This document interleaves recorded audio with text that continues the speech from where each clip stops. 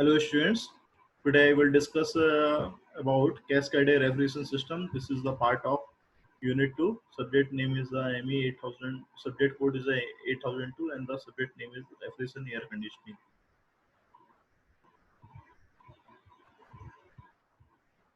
This is a basic introduction about the Cascade refrigeration system. In a Cascade refrigeration system is a series of refrigerants.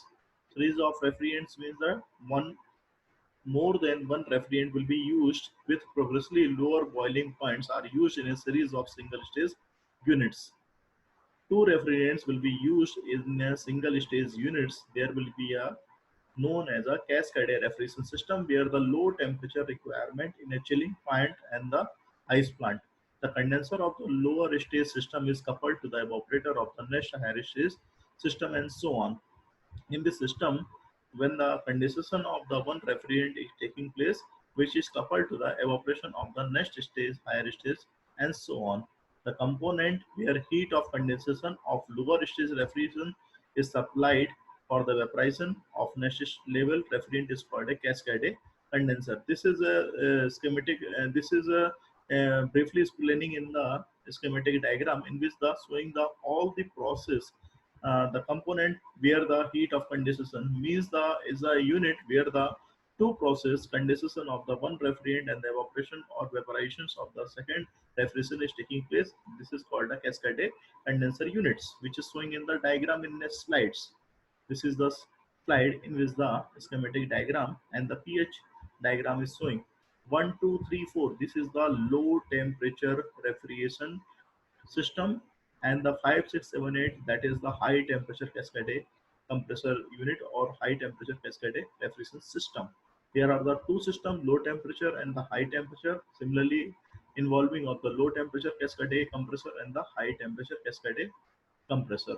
In the low temperature cascade compressor, where the compression is done and vapor is supplying into the cascade condenser side, and it is taking the heat from the this sides because of the condenser is losing of the condenser condense the vapor refrigerant which is coming from the high temperature sides, and the losing of the heat of the high amount which is supplying into the expansion valve another sides which is supplying on the condenser units, and after the expansion which is going into the sides, the losing of heat is vaporizations, or this is the vaporizations of the low temperature cascade refrigerant. So here it is using a one refrigerant, here it is using the second refrigerant. Here it is the low temperature, it means the where the low temperature refrigeration system will be obtained or achieved will be used here, and the where the high temperature refrigeration system is required, it is used in this unit. But both are involving in a single unit, that is the cascade condenser unit, which is showing in the diagram where the heat is exchanging between of this line. This is the line, dotted line, which is involving in the dark blue line. Okay, this is the pH diagram of the low temperature, this is the pH diagram for the high temperature. So this is the difference where the heat exchanging taking place in the cascade condenser units, where the condensing of the refrigerant, one refrigerant, and the evaporations or the evaporations of the second refrigerant is done. There is the mass balance which is taking place, or the energy balance is taking place. This is the arrow describing the energy balance equation, which is later discussed in the next slides. Cascade system. This system employs the two different refrigerants operating in a two individual cycle, which are already discussed. They are thermally coupled in the cascade condenser. The refrigerant selected should have suitable pressure temperature characteristics.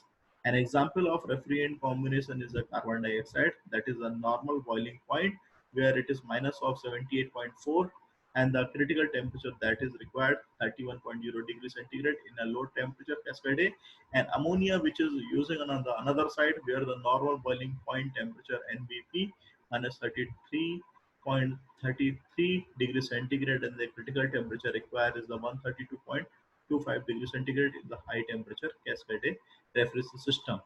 It is possible to use more than two cascade stages, and it is also possible to combine multi-stage system with the cascade system.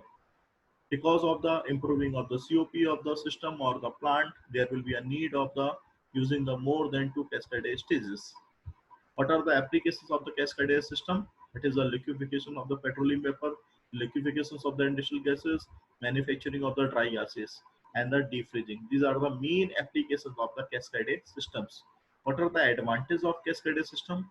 That is the since each cascade uses a different refrigerant, it is possible to select a refrigerant that is best suited for that particular temperature range. Very high or very low pressure can be avoided. That is the first advantage of the cascade refrigeration system. That another advantage, migration of the lubricating oil from one compressor to the other is prevented. That is the problem overcome of the multi-pressure evaporation refrigeration system, which is overcome in the cascade refrigeration system. What is the energy balance cascade refrigeration system?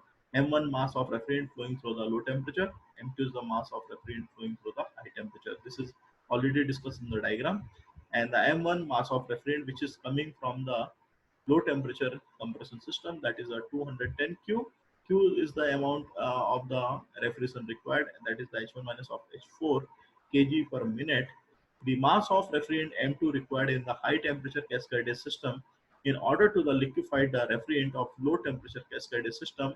In cascade condenser is obtaining by the heat balance of the both the system. That is the heat absorbed in the high temperature cascade system, which is discussed in the diagram. This is discussed where the heat is losing by the sides and the absorbing by the another sides. Heat absorbed in the high temperature cascade system and the heat rejected in the low temperature cascade system. So energy balance, that is the M2 H5 minus of H8. This is showing in the diagram. H5 minus of H8 because of the showing in this diagram the high temperature, and the M2 mass is using the high temperature, M1 mass is using the low temperature refrigeration system. And there will be a chances of the energy balance M1 into S3 H2 minus of S3. This is showing in the equations. M1 H2 minus of S3, then you can easily calculate the mass of refrigerant which is supplying into the high temperature cascade refrigeration unit. So M2 is equal to M1 H2 minus of S3 upon H5 minus of H8 is equal to M1 H2 minus of H4, that is S3 equal to H4, also isenthalpic process, and upon H5 minus of the H8 kg per minute. COP of the two-stage cascade system, that is the work done by the low temperature cascade system, W1 is equal to M1 H2 minus of H1 kilojoule per minute. Work done by the high temperature cascade system, that is the W2 is equal to M2 S6 minus of H5. This is showing in the diagram. In the EH diagram, that is the work done H2 minus of H1 in a low temperature, S6 minus of H5, that is in a high temperature compressor, which is already discussed in this equation. M2 mass using in the high temperature, M1 mass using in the low temperature.